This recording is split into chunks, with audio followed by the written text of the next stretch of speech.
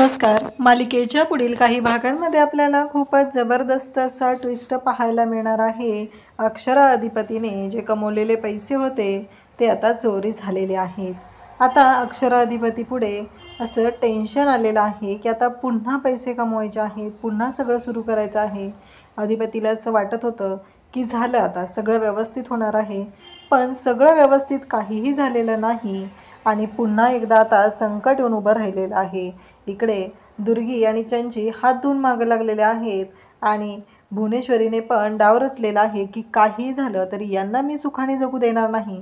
तिचा अधिपतीवरती राग नाही, पण अक्षराचा खरा चेहरा तिला अधिपतीच्या समोर आणायचा आहे। तिला असं वाटतंय की अक्षरा ही अधिपतीच्या पैशांसाठी अधिपतीबरोबर प्रेम करते, पण तिच्या लक्षातही येत नाही की यामध्ये तिनेच अडकत चाललेली आहे। अधिपती आणि अक्षरा यांचं नातं हे एकमेकांबरोबर खूप छान आहे। ते सुखाने राहत आहेत, सुखाने संसार करत आहेत, पण अक्षरा इकडे भुवनेश्वरीला मात्र अक्षरा ही अधिपतीच्या आयुष्यात नको आहे। त्यासाठी तिची ही नाटकं सुरूच आहेत। त्याचबरोबर तिला नेहमी असं वाटत आहे की मी अधिपतीचं लग्न दुसऱ्या मुलीशी लावून देणार, त्यांच्या दोघांचा संसार मोडणार, असं तिचं सुरू आहे।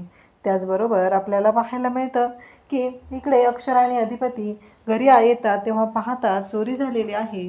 अधिपती हा अक्षराला समजवतो, काळजी करू नका म्हणतो की सगळं व्यवस्थित होणार आहे। अक्षरा म्हणते अहो पण कसं होणार सगळं व्यवस्थित?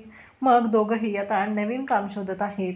अक्षरा पण कोणाला ट्रान्सलेटर हवा आहे का, ते ट्रान्सलेट करून देते, English to Marathi, Hindi, Marathi to English, असं वेगवेगळ्या प्रकारचं ट्रान्सलेशन करून देते असं ती सांगत आहे। इकडे अधिपती पण जॉब शोधत आहे आणि अधिपतीने एका कंपनीत विचारलेलं आहे, तिथे वॉचमनची नोकरीसाठी जागा आहे म्हणून अधिपतीने तिथे कॉल केलेला असतो। इकडे अक्षरा पण आता शोधत आहे, पण आता 10 दिवसासाठीच काम मिळणं थोडंसं अवघड जात आहे, त्यामुळं दोघांनाही काम मिळवताना त्रास होत आहे। आता वेगवेगळ्या ठिकाणी कॉल केलेले आहेत। अधिपतीने वॉचमनच्या नोकरीसाठी कॉल केलेला आहे, त्यांचा फोन येणारच आहे आणि त्याआधी इकडे आता अक्षरा आणि अधिपतीच्या पुढे आणखी एक संकट येतं, ते म्हणजे भुवनेश्वरीने लॉन्ड्रीवाले जे काका आहेत त्यांना बोलवून घेतलेलं असतं आणि त्यांना सांगितलेलं असतं की तुम्ही किती भाडं घेता, तेव्हा ते म्हणतात की नाही अहो 10 दिवसासाठी आलेत पोरं, काय भाडं घ्यायचं त्यांच्याकडून। तेव्हा इकडे भुवनेश्वरी सांगते की 10,000 रुपये भाडं घ्यायचं, ते म्हणतात एवढं? तेव्हा भुवनेश्वरी सांगते की हो। आता भुवनेश्वरीने त्यांच्यावरती एवढा दबाव टाकलेला असतो, भुवनेश्वरी ही सरकार आहे आणि तिला घाबरणं हे सगळ्या गावातल्या लोकांना खरंच खूप भीती वाटत असते आणि भुवनेश्वरीने बोलवून घेतले बंगल्यावर म्हणलं तरी लोक थरथर कापायला लागतात आणि आता या इस्त्रीवाल्या काकांना बोलवून घेऊन तिने दमदाटी केलेली आहे आणि त्यांना सांगितलेलं आहे की काही करून ते 10,000 रुपये तुम्ही त्यांच्याकडून घ्यायचे, जर त्यांच्याकडून तुम्हाला घेणं झालं नाही तर ते तुम्हाला द्यावे लागतील, एवढं लक्षात ठेवा, असं म्हटल्यानंतर त्या आजोबांच्या म्हणजे त्या काकांच्या समोरही काहीच ऑप्शन राहत नाही। इकडे अक्षरा आणि अधिपती आता पुढच्या खर्चाची तयारी करत असतात, आता पैसे गोळा केले पाहिजेत असं त्यांना वाटत असतं, म्हणून ते दोघंजण आता नोकरीच्या शोधात असतात आणि त्याच वेळी त्यांच्यासमोर आता ते काका येऊन थांबतात आणि म्हणतात की मला जरा बोलायचं होतं। अधिपती म्हणतो बोला ना, काय काम आहे सांगा, कोणतंही काम करायला तयार आहे मी। तेव्हा ते म्हणतात की ते घर भाडं जरा ते बोलायचं होतं ना। नाही मी बोललो नव्हतं तुमच्याशी, असं म्हटल्यानंतर अक्षरा आणि अधिपती म्हणतात हां बोला। तेव्हा ते सांगतात की ते भाड्याचं तेवढं बघा, 10,000 रुपये द्यावं लागेल।